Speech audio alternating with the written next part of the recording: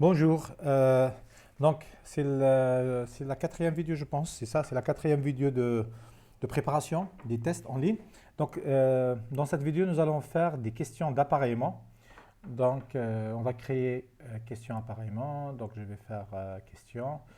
Je choisis la catégorie chapitre 1 appareillement, par exemple. Voilà. Et je crée des questions d'appareillement. Donc, c'est bien de... Voilà. Normalement, il faut préparer tout d'abord les questions sur du feuille pour que ça devienne facile la réalisation. La réalisation, c'est le technique. Donc, je sélectionne appareillement. Voilà. Donc, ici, donc, je vais codifier la question. Voilà. Ici, pardon, je vais faire app 01. Je vais faire app comme ça. Voilà. Alors, ici, dans le type tableau. OK, quelque chose comme ça.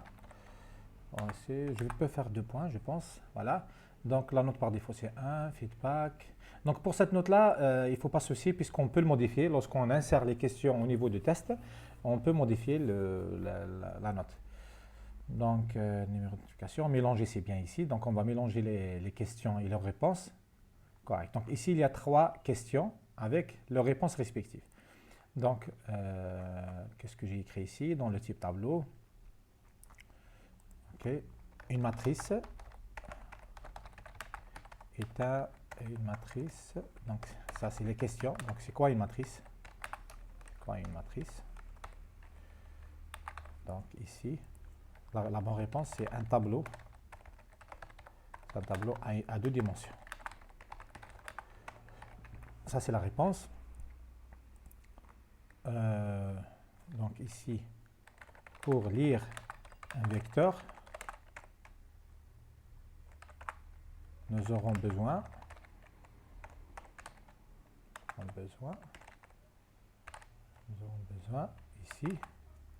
ici on va faire 2 boucles. Oh, pardon, une seule boucle. Une seule boucle, quelque chose comme ça. Et ici, question.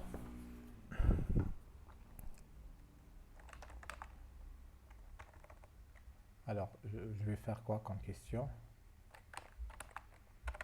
L'indice d'un vecteur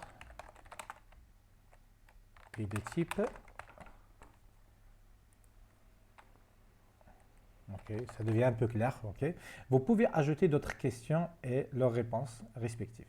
Donc ici, ok, je pense comme ça. Voilà, entier, une seule boucle, tableau de dimension. Voilà, quelque chose comme ça. Alors feedback, ici, ici je vais décocher, voilà, ici je vais décocher montrer.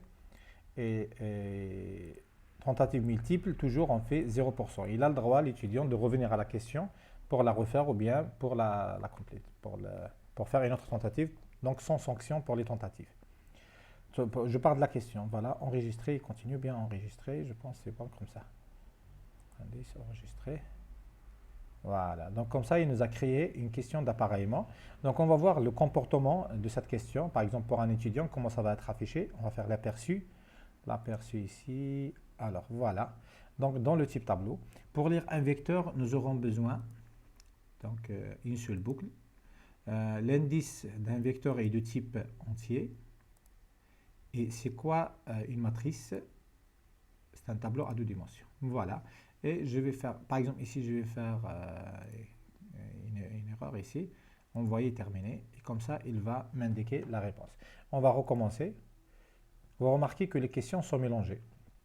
Ok, donc très bien. Donc les questions sont remélangées. On peut tester, etc. Alors voilà. Donc voilà les 3 types de questions que nous avons fait jusqu'à maintenant. Nous avons fait vrai-faux, QCM et question d'appareillement. Donc la prochaine vidéo, et c'est la vidéo la plus importante, c'est comment affecter les questions au test et comment paramétrer cette affectation de façon aléatoire, de telle sorte que les étudiants n'auront pas les mêmes questions. Donc ces catégories, ça nous permet d'être équitable vis-à-vis des étudiants. Donc si je prends les catégories que nous avons créées, ça va nous permettre d'être équitable vis-à-vis des étudiants. C'est qu'ils vont avoir le même nombre dans chapitre 1 vrai-faux même nombre de questions pour chapitre 1 QCM, même nombre de questions pour chapitre 1 appareillement, la même chose pour les autres chapitres. Donc, on va voir ça dans la prochaine vidéo.